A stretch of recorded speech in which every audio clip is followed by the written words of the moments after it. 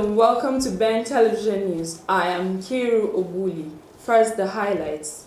Nigerian Senate approved the extension of emergency rule in Adamawa, Borno, and Yobe states.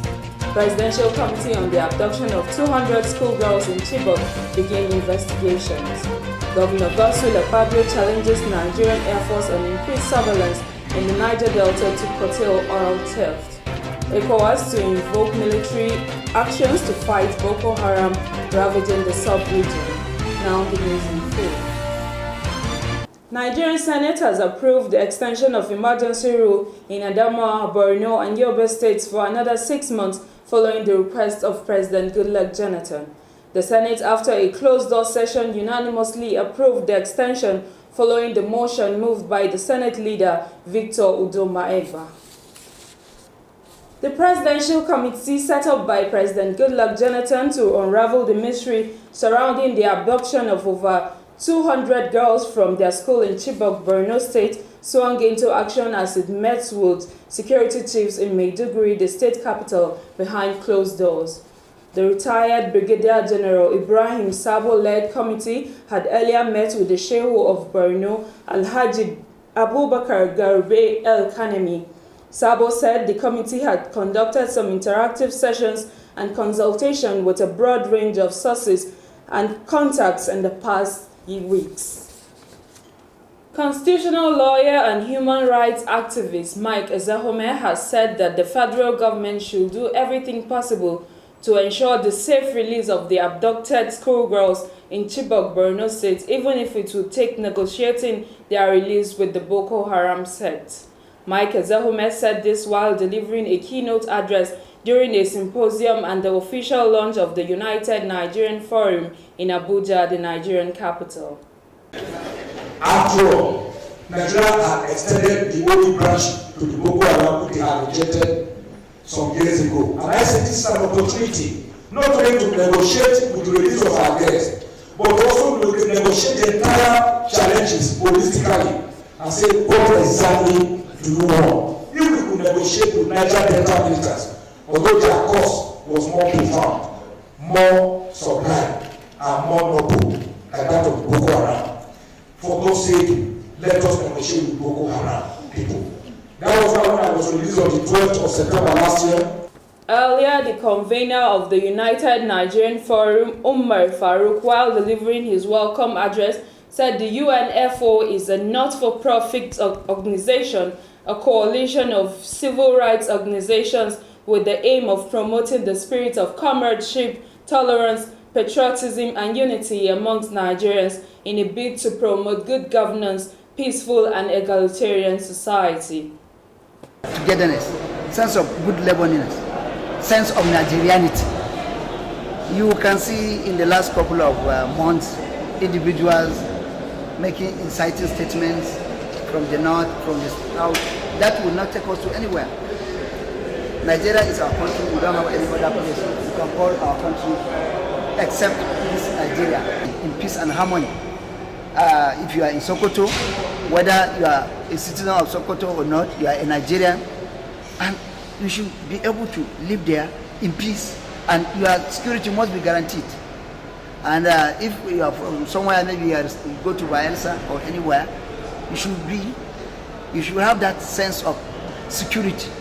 The symposium with the theme Nigeria of Our Dreams featured different speakers like Dr. Kunle Fagbemi, Ambassador C.L. Lasheinde, Shegun Adeniyi, Bankole Afilaka, and Dr. Inusa Tanko, who all gave a vivid description of the Nigeria of our dreams. High point of the event was the commissioning of the UNFO website. The Kano State Police Command has averted another deadly attack as a vehicle laden with explosives already primed for a suicide mission was uncovered in the city. The suicide bomber on the latest deadly mission was said to have missed its target, a newly opened hotel at the Tafa Balewa Road in Nasarawa quarters of the town. The Commissioner, Kano State Police Command, Mr. Aderenle Shinaba, while confirming the incident, listed items recovered from the vehicle after it was abandoned to include 2 gas cylinders, a jerrycan of fuel, and assorted wires. Shinaba said the suicide bomber may have abandoned the vehicle after a failed mission. The police chief also confirmed that the Sunday bombing claimed 5 lives, while 7 others sustained various degrees of injury. Said 4 out of the injured in the Sunday attack have been discharged from the hospital after being treated. The National Conference resumed plenary on Monday to receive reports of 20 standing committees assigned to handle critical national issues. 14 committees submitted their reports, while 6 were outstanding and expected to submit them to the plenary on Wednesday. LM Chukwuemeka was there and filed in this report. After 4 weeks of intensive work at the committee level, the conference is expected to commence deliberation on the reports of 4 of its 20 standing committees on Wednesday. The chairman of the conference, retired Justice Idris Kutuji, who read out the list of the committees during plenary on Monday, advised delegates to go through the reports before the date. Conference Secretary Dr. Verere Azenge announced that formal presentation of the report with insight into discussion, recommendation and comments by members will start from Wednesday, and that each chairman will be given 30 minutes to make the presentation. Some committees who have not submitted their reports are expected to submit theirs to the conference secretariat. From Abuja, LM Chukwuemeka reports for Ben TV News. A group, Anti-Corruption Network, has expressed concern over the rampant cases of building collapse in the country, resulting in the loss of many lives and properties, and called on the federal government to outlaw the use of 32.5 grade cement. The executive secretary of the group and the former member of the House of Representatives, Mr. Dino Melaye, told journalists that the 32.5 cement grade had been phased out in many countries such as the United States, India and China, and replaced with a 42.5 grade. Melaye, however, threatened that the group would protest if the government failed to accede to the call. And if we wait for a while and there is no pronouncement from the Standard Organization of Nigeria and indeed the Federal Ministry of Trade and Investment, we will march on them. We'll take a short break now. Ben Television News will be right back.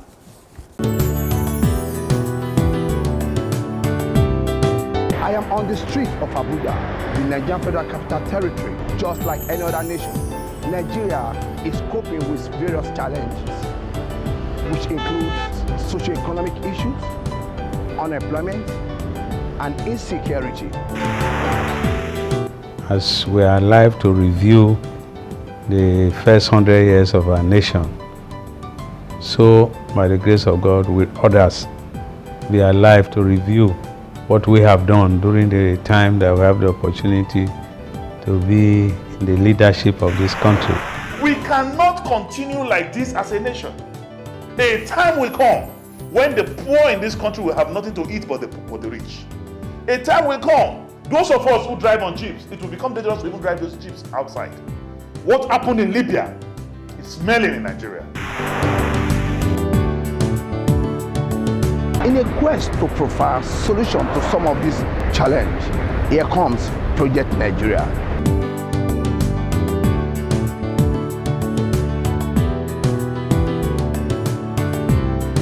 As global outcry continues unabated over the abduction of 276 schoolgirls in Chibok, Borno State, the Nigerian Air Force has continued its intense surveillance of the entire northeast region of the country.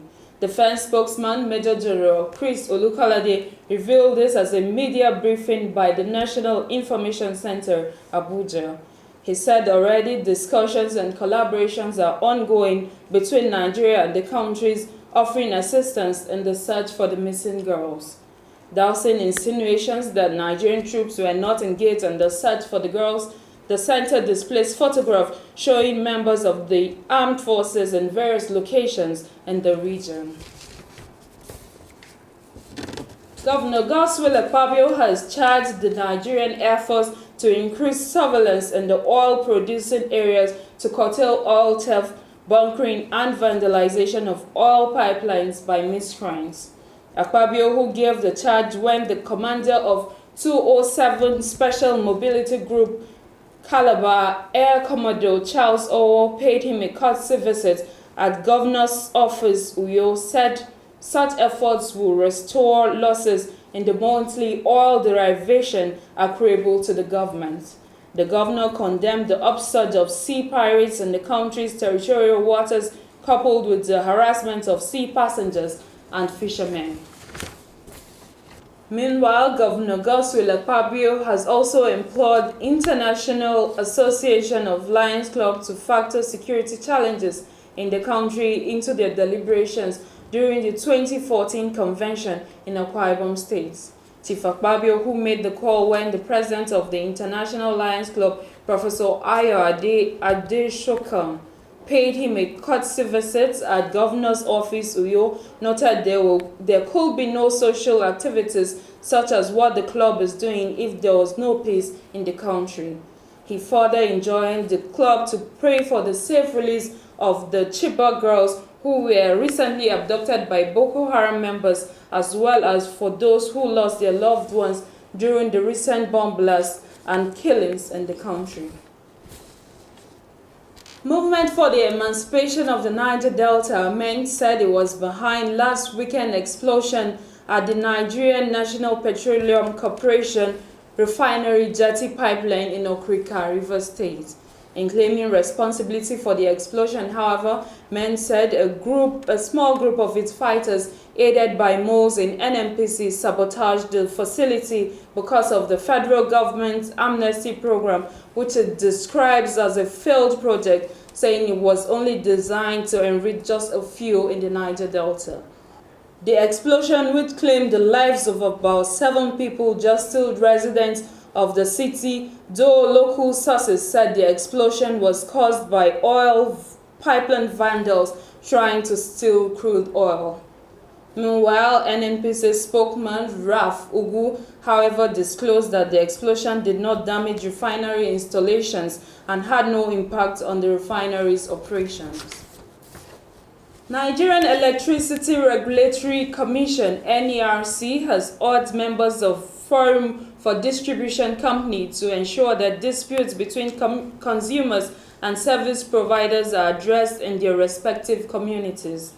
Chairman NERC Dr. Sam Amadi, while inaugurating the forum in Abuja, said the forum should be the first point of call when there are disputes between the consumers and the distribution company. There will always be some degree of complaints and conflicts in this kind of market. Our hope is that the distribution companies will do very well. There will be few occasions of need for consumers to complain.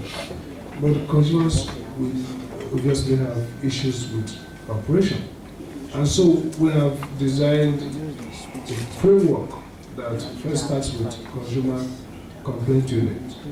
I'm sure during this presentation, our new forum members will be acquainted with the very workings of this very comprehensive complaint redress mechanism. The forum office, all of us sitting here today are like appellate judges. This is like customary court, where people who are versed in the custom of the community are appointed to handle matters that affect the community. So the idea behind the forum office is that people who reside in that distribution area, who understands the quality of service in that area, who understands the constraints, and who know the expectation of the people in those areas, will be the ones that will have the responsibility to settle these disputes between the consumers and their service provider. The forum members that were inaugurated include those from Benin, Jos, and Ibadan distribution companies, respectively. As part of efforts to reduce disaster in Africa ahead of United Nations Office for Disaster Risk Reduction, Margareta Wallström has called for enforcement of building codes and investment in resilient urban infrastructure which can be applied to prevent the accumulation of further risks.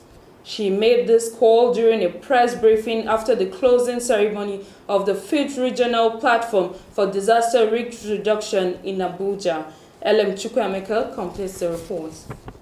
The 5th Regional Platform for Disaster Risk Reduction with a ministerial segment was hosted by the United Nations Office for Disaster Risk Reduction in partnership with African Union Commission and National Emergency Management Agency NEMA of Nigeria.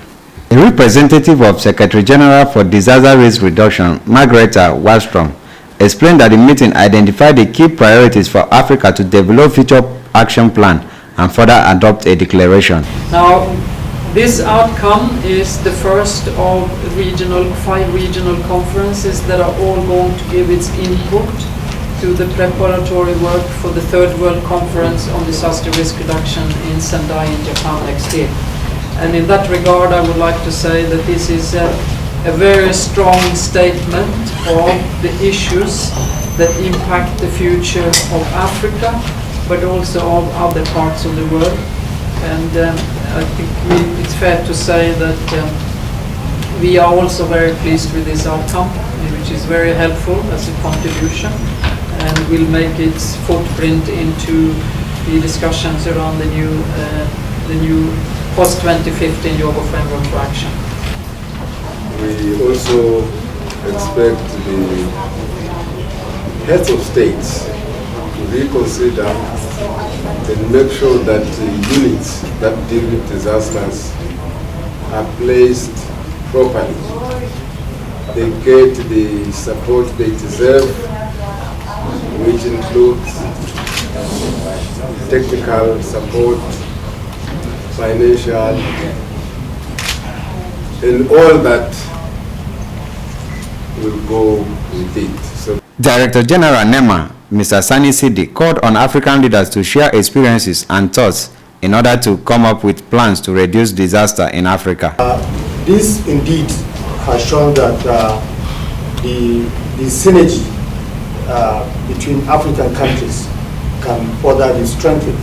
And we hope that with this conference, it will be the platform, the beginning of greater African integration, regional integration, regional collaboration and cooperation within the African countries. Africa became the first world region to make a comprehensive set of recommendations for a new United Nations Global Agreement on reducing disaster risk.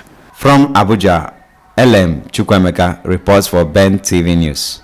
The Economic Community of West African States, ECOWAS, has resolved to invoke necessary sections of its laws, including military might, to fight Boko Haram ravaging parts of the sub-region, especially northern Nigeria. Ghanaian President John Mahama announced this when he declared open the 2014 First Ordinary Session of ECOWAS Parliament in Abuja. Mahama, who spoke through the Vice President of Ghana, Kwesi Amisa-Arthur, said ECOWAS condemns in strong terms the activities of Boko Haram and promised that the sub-regional body will do everything possible to fight the insurgents. And that's the much we can take on Ben Television News. I am Kiru Ovuli. Thanks for watching.